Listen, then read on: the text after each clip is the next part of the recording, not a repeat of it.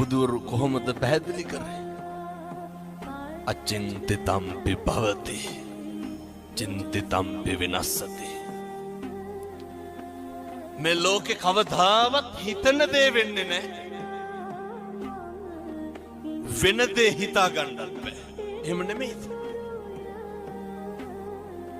අපි නඩත්තු කරන අපේ ළඟම තියෙන වස්තුව මොකක්ද? අපේ ඇඟ, අපේ ශරීරය නේ. මේ කෙස් ටික වෙනස් වෙන්නේ නැද්ද? මම මේ කියන්නේ බාහිරයේ පැත්තකින් තියලා අපිට ඕන විදිහට ඕක තියාගන්න පුළුවන්. කම්මංගලං කින්ති කරෝමි. කර්මය දැඩි වුණාම හැම එකක්ම මේක වෙනස් වෙනවා. මතක තියාගන්න.